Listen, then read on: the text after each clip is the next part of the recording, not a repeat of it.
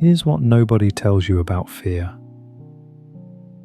It's not trying to stop you, it's trying to show you something. You feel that knot in your stomach when you think about making a change, that tightness in your chest, that voice saying, "Don't do it, stay where you are." And you think that's fear telling you to back off. But that's not what's happening at all. Fear is a compass, not a wall, not a warning sign. A compass pointing directly at what matters most to you. Think about it. When was the last time you felt genuine fear about something that meant nothing to you?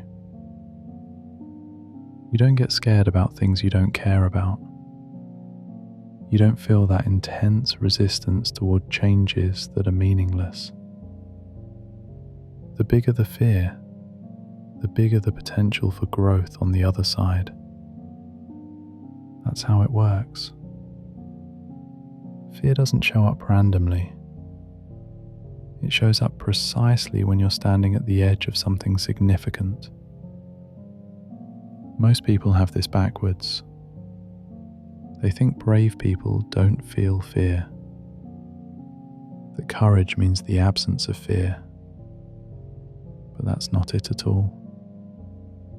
Brave people feel the same fear everyone else does. The difference is, they recognize it for what it is. A signal, not a stop sign. Fear is actually telling you, this matters to you. It's saying, you care about this outcome. It's showing you where your growth lives. And once you understand that, everything shifts. Here's the thing though. We've been trained to treat fear like an enemy, like something to avoid, suppress, or overcome. And that creates this exhausting battle where you're constantly trying to not feel what you're feeling, trying to calm yourself down, trying to talk yourself out of being scared. But what if you didn't need to eliminate the fear? What if the fear is supposed to be there? Your body knows things your conscious mind doesn't. When you're about to do something that could genuinely change your life, you activate your go mechanism. Everything shifts toward action. It's not about pretending you're not scared. It's about recognizing that scared and excited are often the same physiological state, and you get to choose which lens you look through. The changes you're avoiding, the ones that make your heart race when you think about them, those are precisely the ones you need to make. Not despite the fear, but because of it. The fear is the sign that you're looking at something real. Most people spend their whole lives running from that feeling.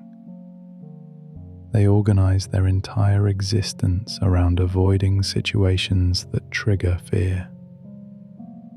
And in doing so, they also avoid every opportunity for genuine transformation.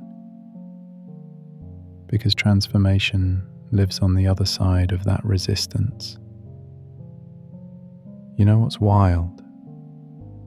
The things we're most afraid of losing are usually the things keeping us stuck. That relationship that's slowly draining you. That job that feels safe but soul-crushing. That version of yourself that everyone expects you to be. We cling to these things not because they serve us, but because letting go feels like free fall. And it is free fall. For a moment. That's the part nobody can take away from you. There's a gap between who you were and who you're becoming. And in that gap, you have no solid ground. That's terrifying. That's supposed to be terrifying. But here's what happens on the other side. You land. You always land. And when you do, you realize you're stronger than you thought, more capable than you believed. And that fear that felt so massive before, it shrinks. Not because it goes away, but because you grew. Every time you move through fear instead of away from it, you expand. You prove to yourself that you can handle uncertainty. A change, any change. A part of your brain called the amygdala lights up. It's your ancient warning system, the thing that kept your ancestors from getting eaten by predators. And it's screaming at you right now about that conversation you need to have, that job you need to quit, that boundary you need to set. Your prefrontal cortex, the rational, logical part of your brain, knows the change makes sense. It can see the bigger picture, understand the long-term benefits. But the amygdala doesn't care about logic. It cares about survival. And survival means staying with what's familiar. This is why you can know exactly what you need to do and still not do it. It's not weakness. It's not lack of willpower. It's your brain following programming that's millions of years old. The familiar feels safe, even when it's slowly destroying you. That terrible job, your brain knows it. That toxic relationship, predictable. That version of yourself you've outgrown, comfortable. And your brain will choose comfortable over uncertain every single time, because uncertain equals potential danger. This is called the comfort zone, but that name is misleading, because often the comfort zone isn't actually comfortable. It's just known. You might be miserable, stressed, exhausted, unfulfilled, but at least you know what kind of miserable you're dealing with. Change, even positive change, represents chaos. It means entering territory you haven't mapped yet, and your brain interprets that as a threat to your survival. There's another thing happening too. Your habits are stored in a different part of your brain, called the basal ganglia. This is where your automatic behaviors live. The things you do without thinking. Brushing your teeth. Your morning routine. The way you respond to stress. The patterns you run in relationships. These patterns run on auto stronger, making it harder to choose anything else. Technical moment. If what you're hearing right now resonates with something inside you, hit subscribe. It's a signal that this information matters to you. But here's what most people don't realize. Your brain isn't your enemy in this. It's just doing its job with outdated information. It's protecting you from dangers that don't exist anymore. It's keeping you safe in a cage you've outgrown. The trick isn't to fight your brain. The trick is to work with it, to understand how it operates and use that knowledge to your advantage. Your brain needs repetition to build new pathways. It needs consistency. It needs proof that the new way isn't going to kill you. And it needs you to do something it absolutely hates. Tolerate discomfort without retreating. Because every time you feel that resistance and push through anyway, you're sending your brain new data. You're showing it, I did the scary thing and I survived.